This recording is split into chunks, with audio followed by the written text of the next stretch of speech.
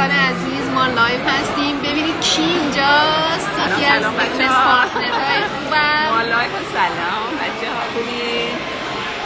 سلام بچه‌ها کی اینجاست؟ سلام دوستانی که تو پیج رویا جون هستن و تو پیج خودم هستن. انشالله که خوب باشین. سلام به همگی که توی پیج هنگام جون هستین. بالاخره ملاقاتمون برقرار شد.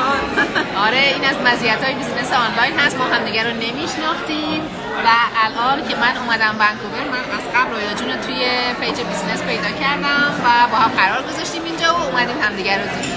دقیقاً این از مزایای خیلی بزرگ این بیزنسه که ما میتونیم دوستای سراسر دنیا از هر نوع تیپی، هر بک‌گراندی پیدا کنیم و این خیلی مزیت بزرگیه، مخصوصا برای کسایی که مثل ما غریبن. دوستای بهتری بیشتری داشته باشن. چایمون هم به راهه، واسه جای همگی خالی.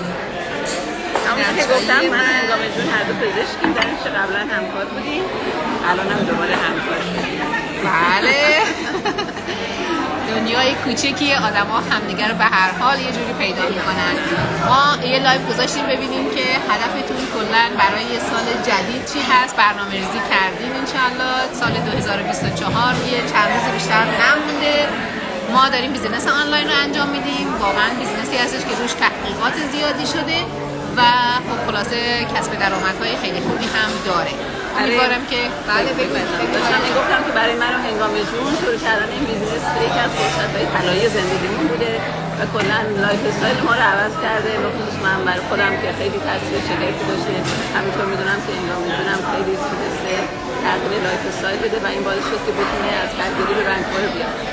دقیقاً خیلی مزیت داره و واقعا من دوست داشتم که اینو شیر کنیم با دوستانی که به هر حال دارن ما رو میبینن، چه از صفحه رویا جون چه از صفحه من، و امیدوارم که این بیزنس به درد شما هم بخوره، در سال آینده بتونه کمک خرجی واقعا باشه، چون که خیلی همه چی گرون شده. شما که تو ونکوور بودی بیشتر در بیان هستی. ونکوور جزو گرون‌ترین شهرهاست ولی خب همه جا به همین نسبت تورم خیلی زیاد شده. در هر حال اگه شما هم دوست دارین که یه کار آنلاین شروع کنین از طریق همین گوشی و لپتاپتون بدون هیچ سرمایه‌گذاری خیلی زیادی، بدون نیاز به آفیس، منشی، هر چیزی شروع کنیم به درآمدزایی، میتونین با هنگام جو یا با من تماس بگیرید و اسم و ایمیلتون رو برای ما بفرستید. بریم چایمون رو بخوریم؟ بریم. فعلا. خدا نگهدار. خدا نگهدار. موفق باشین دوستان.